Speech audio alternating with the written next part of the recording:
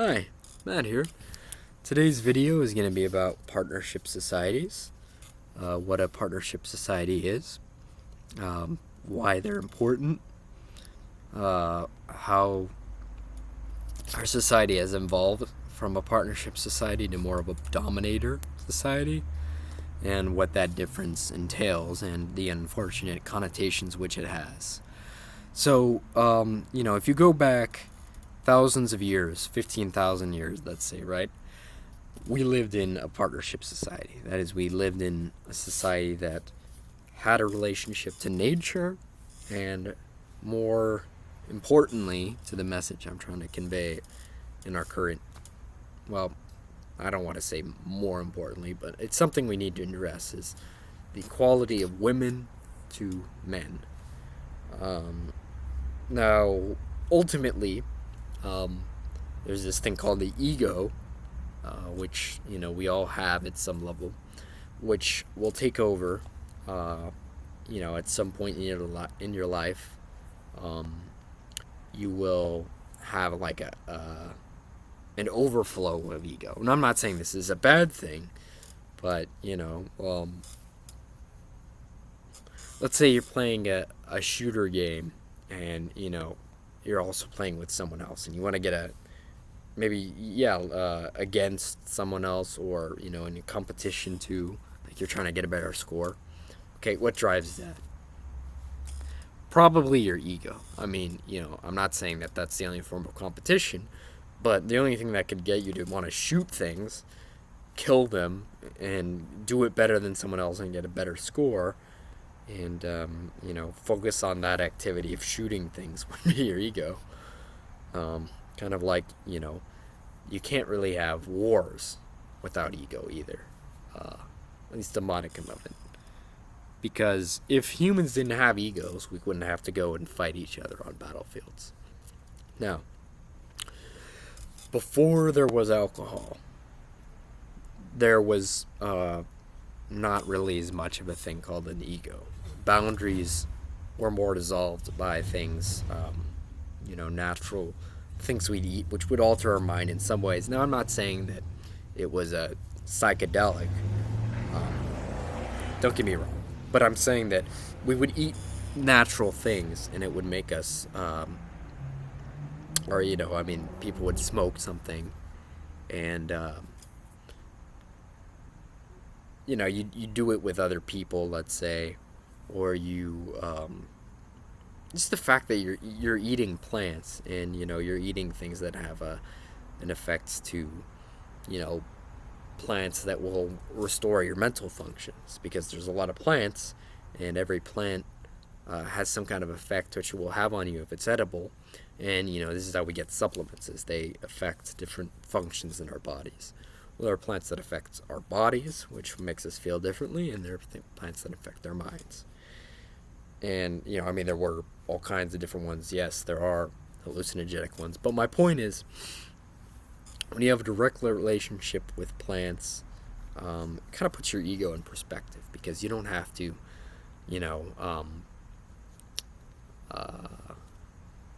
hunt things. And, males going out and hunting things, it's kind of a ego-driven thing. I mean, if you're going to go out and, hunt an animal down, hunt multiple animals down, and take them out but you have to do this. Now, if you're doing that on your own, I guarantee that ego will play into the factor, because you're going to be out there for hours, and when you start having doubts, you need something to reassure you. And so you could say that there's such a thing as a healthy amount of ego, right? And there's such a thing as an unhealthy amount of ego. I guess I'm not trying to do a tutorial video here on that, but an unhealthy amount of ego would be, someone going out and hunting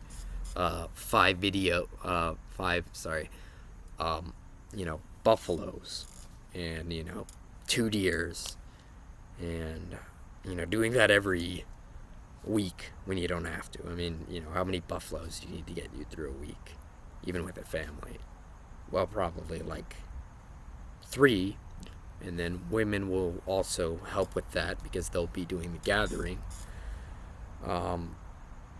And, I mean, I'm not going to get into the roles of that, but one thing that did happen with women and when they went out and gathered is they talked to one another. And, they'd have these social relationships. And so that required a leavening of ego or a lessening of ego, you could say, as well. But they're communicating with each other. They're in nature. They're picking out plants. Pretty feminine thing to do, right? And look at today, where, I mean, certainly you could say that it's not like people are doing that anymore. Women are doing that, and everyone has an ego that can be fed in this society that's consumer driven, but still women have evolved and may have a small advantage because of their natural sorry, there's some noise there if you don't hear that, but their natural inclination is to go out and gather and communicate with each other and be in harmony with nature. But now we live in a society where there's a red meat, as I said, not to overemphasize that, but there's alcohol. Alcohol is something which will swell the ego. Now that's where, dare I say it, there are things that, there's all kinds of things that, drugs that can have a mental effect. Alcohol doesn't really have a very good one. But unfortunately, even though there may not be any good mental affecting things other than maybe, a couple exceptions, other than like, something you need to help you focus or something. But unfortunately, as we move from other things or from a natural lifestyle where, we're just happy to go and eat berries or something, or, eat maize, have the most natural fruits and vegetables possible. And, just, I don't know, maybe if we had a world that had coffee, but not, people would drink that at night. It wouldn't be good, but it wouldn't be as ego swelling as alcohol, because coffee could be something that will actually, motivate people, come up with all kinds of ideas and stuff. Now, what alcohol will do is you may have different ideas, but you'll try to prove those, you'll try to assert those in some kind of overly ego-driven and, I guess you could say masculine, but just ego-driven way. Well, that's not a good thing. And also, white sugar has a certain effect on the ego. I don't know if it has to do with wanting to feed the ego all the time. I would switch to brown sugar instead of white sugar on the basis of even just the health benefits of it. But, the fact that we eat sugar in everything, think about these things. I mean, if we're eating red meat, sugar, and, I don't know, I guess dairy, it may not be such a bad thing, but, having that all the time, and when that's meant for an animal, that's the original purpose of it. But, alcohol. Alcohol is very bad for the,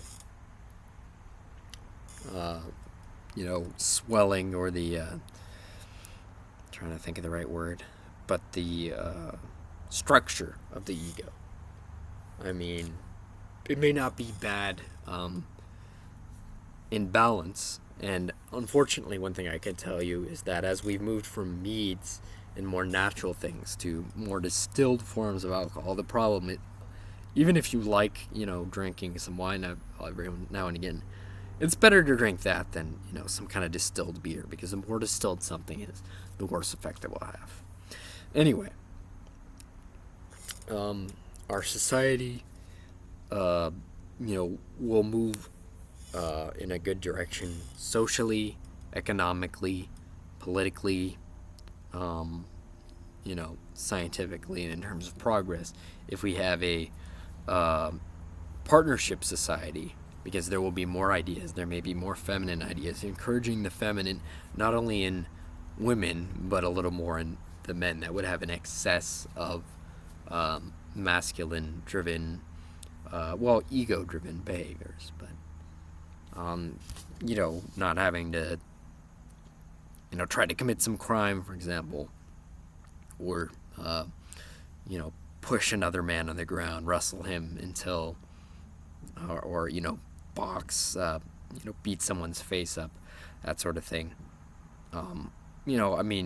Sure, it's entertaining, but the fact that we have these gladiator-style sports, also football, it speaks to the ego.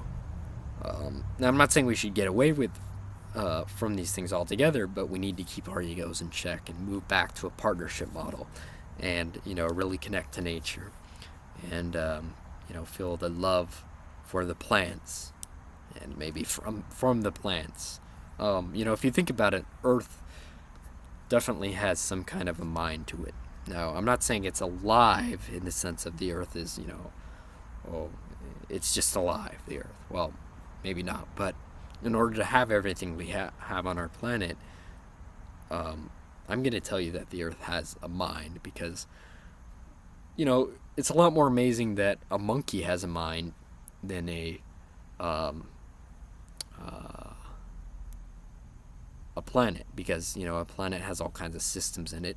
It will naturally have some kind of structure, and it will have an organic connections, and in terms of how the universe works, it will have some kind of likely design, and it will have a mind that infects everything that it does, and the reason why everything seems so similar on this planet, and how it tries to, how it works, and how shamans can actually talk to earth spirits, or talk in some way with the earth and be in harmony with it, and why it's important to be the earth. Would we have, if the earth was totally dead, at least on a mental level, would we have Earth Day? Probably not, because we know that we need to respect the earth. Now, I think that we need to get back more to that, and we need to recognize that, as that one individual said, Earth is dead.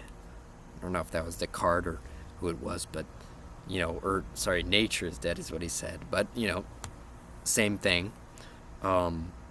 Nature is not dead. Nature is alive, and we can recommune with it by, going out into nature, in the wilderness, and, we'll be able to limit our ego, and that way we won't always be going against what the program is of life. We won't be going against the program that life has in store for us. So, it's like an ant going against, a colossus, or going against God. I actually have no problem with insects. I kind of like certain insects, but, we really probably overestimate,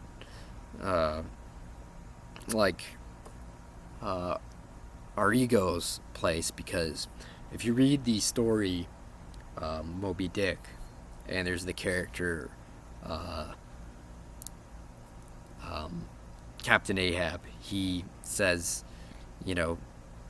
his first mate, Starbuck, is telling him, well, keep your, or, this is blasphemy. What you're doing this seems like blasphemy. Don't,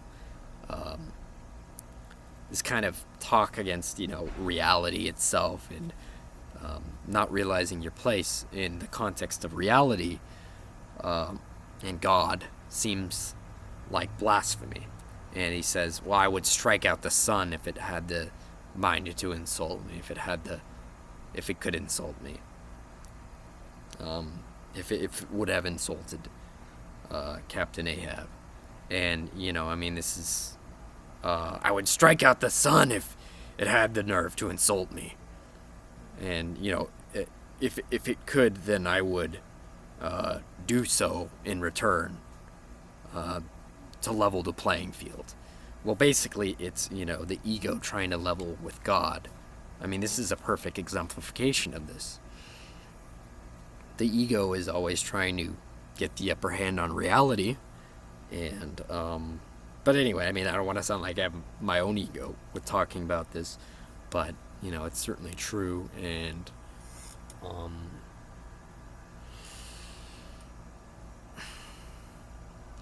we need to realize that our egos aren't going to solve our problems, and, basically, the ego thinks it's on a level playing field with God. That's what I'm saying. And to realize the limitations of this, and how unhelpful it is, and maybe get back more to nature when you have the chance, because I know some of us are still inside, or certainly haven't gone wilderness hiking or camping. But when you start doing that, you'll realize what you've been missing, and enjoy the experience of your recommunion with the natural world, which humans are still a part of. And shamanism definitely has a real basis. I mean, it's hard to understand, but there is a real basis to shamanism, which the natives knew, and it may or may not apply now, but know that, and find your own way to connect with nature by growing your own garden, or getting to know an animal, and meditating maybe, and maybe read the Tao Te Ching. That's a great reminder of what nature does. But yeah, I would highly recommend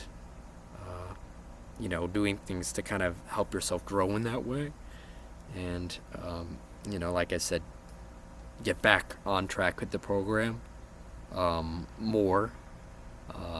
Not speaking to you in particular so much, but us as humans, what we've been doing, and what we can unfortunately fall into the trap of is result of our modern society's tendencies. And as I said, even things like red meat and alcohol and sugar, and consuming all these different things and falling prey to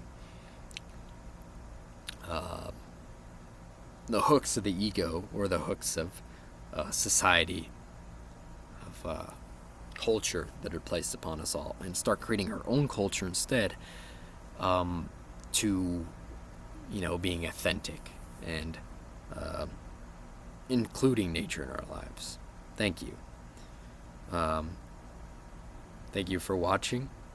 I hope you've learned from my video, and have a wonderful day. Have a great weekend. God bless you, and subscribe if you haven't. Take care. Thank you.